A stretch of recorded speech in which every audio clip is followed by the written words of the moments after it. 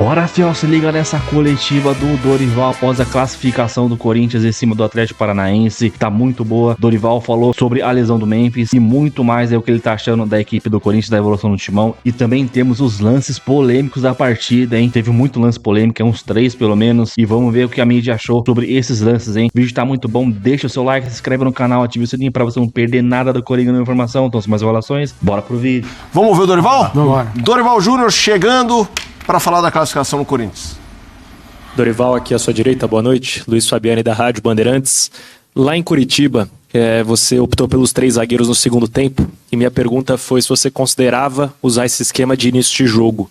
Hoje você o fez com Angileri sendo esse zagueiro pelo lado esquerdo. Eu queria entender o que motivou essa decisão e, se possível, um diagnóstico inicial do Memphis Depay, por favor. Com a entrada do Fabrício, né, do Angileri pelo lado do campo, como um terceiro homem, nos proporcionou essa alternância dentro da própria partida. Um movimento que nós fizemos por 2 ou 3 vezes, alterando primeiro com uma linha de 3, onde nós espetávamos um pouco mais os nossos laterais, segurando esses 3 homens. Com isso, nós provocamos um pouco mais a marcação da equipe adversária. Tivemos e tínhamos uma possibilidade de uma saída por dentro, porque os 2 volantes deles demoravam. Fica um campo muito amplo para que você possa cobrir os meias que flutuem nesse espaço. Então nós estávamos ganhando campo, tendo possibilidades de aproximação, às vezes fazendo 3 contra 2 pelos lados e chegando criando boas possibilidades. Dentro da própria partida nós alternamos, aí sim partimos para uma linha de 4, mantendo ele um pouco mais fixo, abrindo um pouco mais o bidu, com liberdade para vir hora por dentro, hora por fora. Com isso, quando nós saíamos pelo lado esquerdo, principalmente com ele, com o Fabrício, nós tínhamos uma distância muito longa entre o lateral, que tinha que desgarrar da sua linha de marcação para vir fazer um primeiro combate, ora no Bidu, ora no próprio Fabrício, e com isso nos dava possibilidade de ataque nas costas. Então essas variações foram importantes, e com a presença do Fabrício como um terceiro homem nos deu essa possibilidade dessas mudanças ao longo da partida. Com relação ao Memphis, ele sentiu, espero eu que não seja nada sério e que ele possa estar recuperado o mais rápido possível. Dorival, boa noite aqui, Marco Belo da Rádio Transamérica aqui à sua direita. Tudo bem? Dorival, você tem um garoto de 18 anos aí pedindo passagem, vindo com tudo, né? 4 gols em 5 jogos, que é o Guinegão, e você tem o Yuri Alberto, que é uma das estrelas, um dos grandes jogadores da equipe nos últimos anos, artilheiro do time. Como é que é feita a gestão de grupo nesse caso? Hoje você começou com o Guinegão, até porque o Yuri estava voltando de cirurgia, né? E entrou no segundo tempo. A gestão é feita você pedindo pro jovem, pro garoto, paciência, vai chegar a tua vez, ou a concorrência fica aberta quando tem uma situação dessas? Eu acho que o futebol é uma concorrência diária. Por isso que é necessário que você tenha sempre um elenco forte, um elenco um pouco mais composto, para que você tenha uma briga frequente e constante por posições. Eu acho que um jogador motiva o outro, e isso faz com que exista um crescimento. Não só o Gui com relação ao Yuri, mas provoca também uma situação em todos os meias e atacantes que estejam atuando. Eu acho que é isso que é importante, e eu espero que nós continuemos com esse propósito. Naturalmente que a minha função é tentar errar o mínimo possível e ser assertivo nos momentos de definições, provocando e proporcionando a esses atletas aí a possibilidade de darem o seu recado nos momentos em que forem chamados. Nós estamos aí com pelo menos mais 6, 7 garotos sendo preparados, trabalhando diariamente, evoluindo em muitos conceitos, assim como todos esses jogadores, de um modo geral, vem numa crescente. Eu estou muito satisfeito com o que nós temos visto individualmente de cada jogador, o entendimento que eles estão tendo, a preocupação em quererem melhorar. Eu acho que isso daí é um ganho considerável individual que está fazendo uma diferença coletiva na equipe. Aqui, Dorival, Rafael Esgrilles, Energia 97. Eu não vi você se pronunciar com relação a isso, mas a CBF muda a tabela da Copa do Brasil, né? Termina o Campeonato Brasileiro até o dia 7 de dezembro e depois tem as 2 partidas da fase semifinal e posteriormente tem as 2 partidas da grande decisão. O Corinthians vem bem, fase após fase na Copa do Brasil, e agora essa pausa só volta em dezembro. Para você isso atrapalha, não atrapalha? E uma outra pergunta, um outro questionamento com relação ao Ranielli. Você conta com o Ranielli para o próximo jogo contra a equipe do Fluminense? Olha, é muito difícil de falar alguma coisa com relação a essa alteração, né? Já que estávamos preparados para uma outra sequência. Só vamos ter uma certeza, eu acredito, quando nos aproximarmos, né? E o importante é que nós, mais uma vez, estamos aí numa semifinal de Copa do Brasil. Isso daí, para mim, tem um peso e um valor muito grande. O Ranielli está evoluindo dia a dia, melhorando a cada momento. Vamos aguardar aí, não sei se o teremos para o final de semana. Dorival, boa noite, Iago Rudado, GE.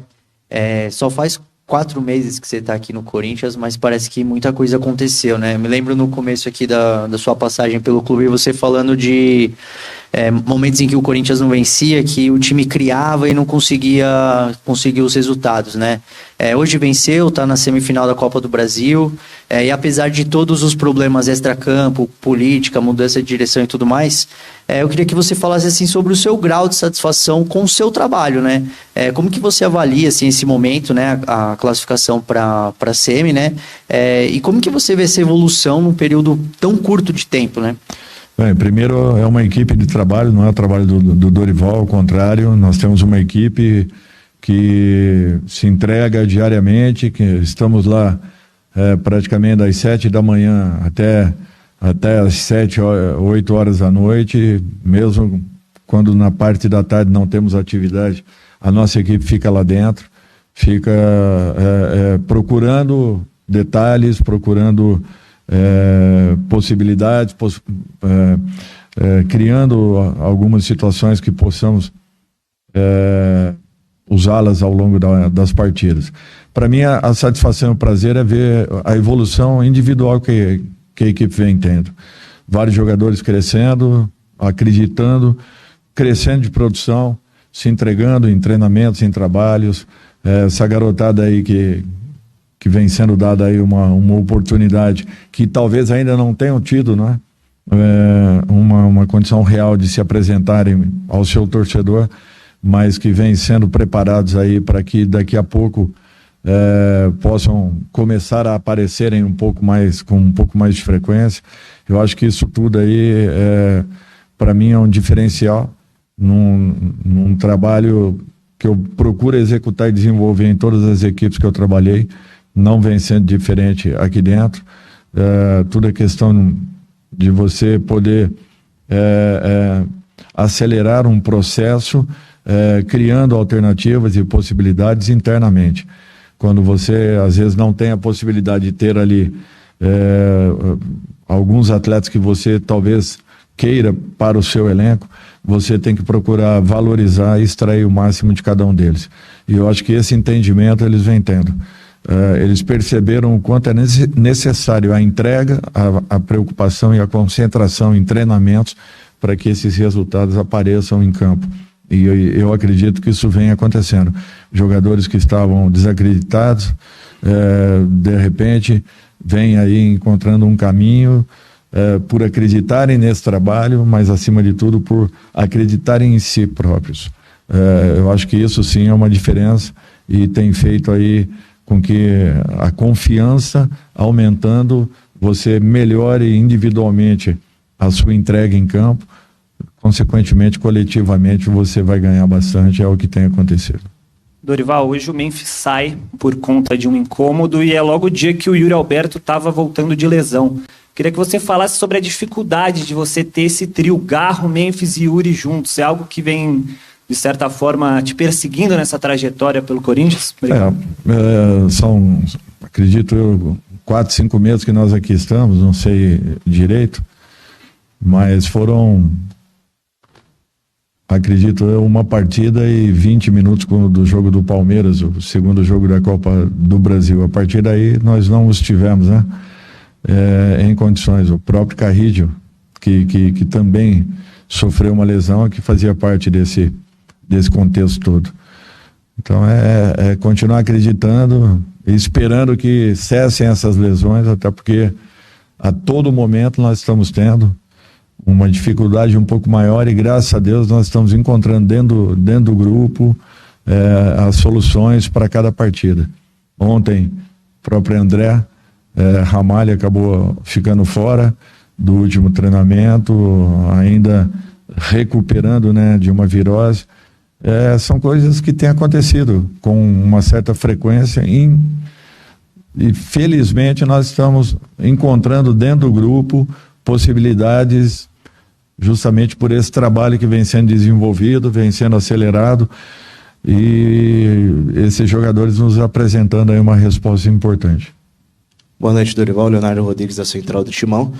Nos últimos jogos no Campeonato Brasileiro em casa, o Corinthians não consegue sair vitorioso, né? Empata os jogos, perde, enfim. Já na Copa do Brasil, o Corinthians tem um desempenho que é o esperado em casa, né? Com a força da torcida. Então, eu queria que você explicasse por que na sua opinião, por que o Corinthians da Copa do Brasil é jogando em casa e no Campeonato Brasileiro, nos últimos jogos, vem mostrando essa dificuldade para vencer os jogos. É difícil isso. Se eu tivesse essa receita, pode ter certeza que já teria corrigido e buscado aí os resultados até porque a equipe vinha atuando bem, vinha desenvolvendo um bom futebol, envolvendo a maioria dos nossos adversários e de repente não encontrando resultados. Eu vinha comentando isso a cada partida aqui dentro, o que nos gerava assim, uma sensação de impotência muito grande pelo trabalho que vinha sendo desenvolvido e pela falta desses mesmos, né, desses resultados positivos. Continuar acreditando, trabalhando, dedicação, cobrança, procurando melhorar a cada momento e tentando extrair o máximo de cada um deles. Ouvimos o técnico do Corinthians, Dorival Júnior, após a vitória 2-0 contra o Atlético Paranaense. Corinthians classificado para a semifinal, aguarda o vencedor de Cruzeiro e Galo. A Raposa venceu o primeiro jogo 2-0 nessa quinta-feira, a volta.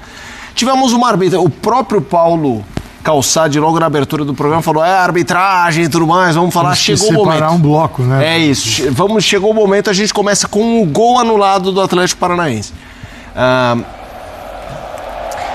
Depende muito do ângulo, né? O Viveiros rouba essa bola, arranca, aliás, faz um golaço, teria sido um golaço. A primeira repetição na transmissão é um ângulo um pouco dúbio, assim, você olha e fala, parece que não, mas aí tem um ângulo que pra mim é muito claro ali, uma falta. Acho pra que vocês. É isso, Felipe, tem um ângulo que não resta dúvida alguma, o gol foi bem anulado, ele faz a falta, ele vai com o braço nas costas, muito claramente, obviamente, né, não é essa imagem, a gente não tem a melhor imagem, mas é muito claro, ele vai com o braço só nas costas, ainda estica o braço, então pra mim não tem dúvida. Ele faz o gatilho, né? Exato. Agora o melhor ângulo é o do árbitro, né? Pois é. Ele não devia ter deixado passar uma falta dessa, ele foi salvo pelo VAR. Ângulos de televisão à parte. Infelizmente, porque foi um golaço. Isso que eu ia falar. Uma coisa assim, o gol é espetacular. É isso. Né? A falta ocorreu, leva, né? Carga nas costas, é falta. Não existe a menor discussão na regra do jogo. Dá pra ver o bracinho dele ali. Nas costas, né? Então, sim, realmente foi falta. O árbitro não viu, teve que ir ao VAR e o VAR, a coisa ficou muito clara. Porque foi um golaço. Um desperdício. Não viu, mas tá olhando, olha lá. A partir do momento que ele tem a bola, é um golaço. A questão é que ele tá muito bem posicionado, né? Ele faz um certo jogo. A falta. Eu acho que talvez ele estivesse olhando, que é o que muitas vezes o árbitro faz, olhando para baixo, né? E ali embaixo, de fato, você não tem toque, você não tem perna trançando, você não tem nada ali. Mas o toque, o empurrão nas costas com o braço é muito claro e acho que não tem a menor discussão, né? Aí o gol anulado do Viveiros, o próximo lance, Dimas, é a não expulsão do Vitinho, né? O lance em que muitos torcedores do Furacão pedem expulsão do Vitinho, e a gente vai colocar a imagem para debater aqui no Linha de Passe. Temos... vamos agora. Primeiro, acham que é um lance... Aí, ó. Essa jogada aí... Tendo que é um lance para cartão vermelho. Você? Sim. Para ser expulso. Como a gente deve ter daqui a pouco também no jogo do Fluminense. Sobre esse isso aqui é parecido, de fato, com o jogo do Fluminense. Ainda mais porque o VAR se mostrou, e a gente vai ver daqui a pouco, pelo menos na minha opinião, eu já vou antecipar, o VAR se mostrou um VAR bastante intervencionista. Disposto a participar do jogo. É isso aí, ele estava a fim de participar. E se o VAR está a fim de participar, obviamente ele tinha que chamar nesse lance. Não tem disputa na bola.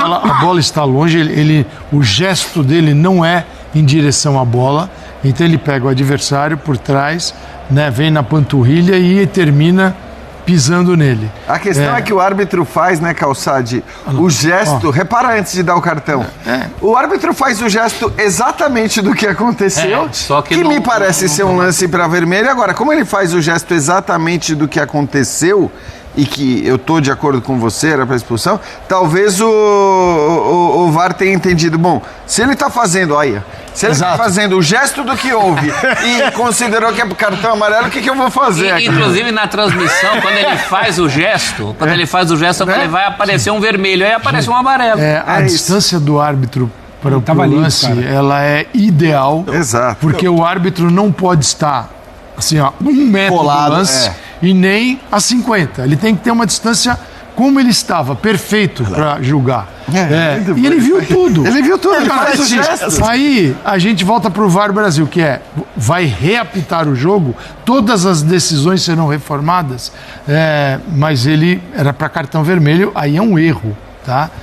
Lance para cartão vermelho. Ele se posiciona muito bem, mas toma atitudes erradas. No jogo inteiro ele se posicionou bem, mas não adianta nada. Ele olha e não vê. Eu tô ótimo, mas não tô vendo nada. Vamos pro próximo lance, que é o lance do pênalti pro Furacão. Bom, ele já errou em 2 decisões, tá? Sim. Porque na primeira ele erra sozinho. Ele teve que ter o VAR. Esse aí, vamos lá, em relação ao braço, ok. E aí a discussão pênalti ou não? Tá dentro da área ou tá fora? Isso. Em relação ao braço, ok, porque é assim, eu até acho discutível. Eu também. Eu acho discutível o braço e pra mim ele tocou em cima da linha, é pênalti. Então, é isso. Mas a gente fala em posição antinatural. Qual seria a posição natural antinatural? Sim. Entendeu? E tá bem pertinho. Se ele tá com o braço levantado, e assim, ele não corre tudo bem, mas assim, o braço ele tá correndo. A questão é que hoje esse tipo de lance, infelizmente, quase que qualquer bola no braço, a não ser que o braço esteja estritamente grudado no corpo, hoje no Brasil, quase que qualquer bola no braço é pênalti. Então, na hora que a gente vê bater no braço, e aí faz a gente já sabe que vai ser marcado o pênalti. Agora, o que pra mim é um absurdo, e é engraçado, porque, cara, o clubismo é um negócio doentio mesmo, né? Eu vi um monte de gente em rede social cravando que foi fora da área. Com aquelas que foi dentro da área. Assim, essa imagem, ela não diz absolutamente nada sobre ser dentro ou fora da área. E como o Calçade disse, eu acho que assim, a minha impressão é até que a linha estendida e considerando que qualquer pedacinho da bola, né, que esteja em cima da linha é área. Esse nosso ângulo não favorece. Você olha e fala, foi fora da área. Mas assim, você vendo em outros ângulos. O que é uma loucura é o VAR chamar num lance como esse. Eu acho que assim, o VAR, se você não tem certeza, se a imagem não te dá uma definição clara... Ele marcou o pênalti. Nesse aspecto, vocês acham que ele acertou, o árbitro, ao ir ao VAR e voltar falando, não, mantém o pênalti? Eu acho que ele não devia ter ido ao VAR, porque o VAR não tem imagens. Mas aí é o problema do VAR. Mas se ele foi ao VAR, se ele foi ao VAR e não é conclusivo, mantém-se o campo. O VAR não ofereceu a ele nada melhor do que ele já tinha apresentado. Nada. Isso. Aí eu acho que ele acertou porque foi pro VAR, viu uma imagem que não é absolutamente conclusiva. Não dá pra dizer. Se você tá dizendo que ela é conclusiva, você tá dizendo baseado em um desejo mais do que numa clara imagem. E aí ele vai pra lá e fala, bom, gente, essa imagem não me diz nada. Ou ele pode até ter dito, essa imagem tá. Eu acho que tem um pedaço da bola em cima da linha e que ele tocou em cima da linha assim e pronto. Então, assim, eu acho que ele voltar com a decisão mantida de campo era o mais normal, porque o árbitro de vídeo não tem que chamar num lance como esse. Então é isso, Fiel, finalizando com a análise aí no final dos lances polêmicos, né? Começando com o primeiro ali com o gol anulado do Atlético Paranaense. Os caras vão chorar a semana inteira. Vão falar que foi roubado. Mas é falta clara ali, mano. Só cego não vê. Foi falta clara. E bem anulado o primeiro gol. No segundo lance ali do Vitinho, cara, eu achei ali, rapaz, ali. Mano, se fosse um árbitro mais rigoroso, eu expulsaria fácil o Vitinho, cara. Eu acho que ele não teve a intenção de pisar na panturrilha do cara. O que ele quis fazer, cara, foi colocar o pé na frente do cara ali, na passada. E o cara colocou a perna esquerda um pouquinho pro lado e acabou cravando ali, mas, né? Mas ainda bem que não expulsou. Podem chorar nesse lance aí e mandem áudio aí chorando. E no terceiro, mano, pra mim foi fora da área, cara. Foi muito fora da área. Tem foto aí na internet aí que tá fora da área. Cara, o Mateuzinho ali. Pelo amor de Deus, cara. O Mateuzinho que fez uma partida tenebrosa hoje, hein? Horroroso, não acertou nada, cara. Tomando decisão errada. Quase que ele vai expulso ali no final do segundo tempo. Afinal, no segundo tempo, ele achou 30 minutos, na verdade, né? E eu fiquei até com medo dele ser expulso, porque a gente não tem lateral. Não porque o Mateuzinho é bom, que o Mateuzinho é isso, porque a gente não tem lateral direito. Então, a gente ia ficar com a menos. Claro que já tava 2-0 ali, não ia influenciar muita coisa também, né? Eu cravei o resultado, falei que ia ser 2-0, só errei os autores do gol, mas o que importa é que ele ganhou um classificado. Esperar agora Cruzeiro ou Atlético, pra mim vai ser o Cruzeiro. Muito difícil o Atlético reverter esses 2-0 aí, ainda mais na casa dos caras lá, né? Então é isso, galera. Fiel, comenta o que você achou desses lances polêmicos, se você aceitou que o juiz marcou ali, né, nos lances. Comenta aí, deixa o seu like, se inscreve no canal se você não é inscrito. Então até o próximo vídeo, Fiel. Valeu, é nóis.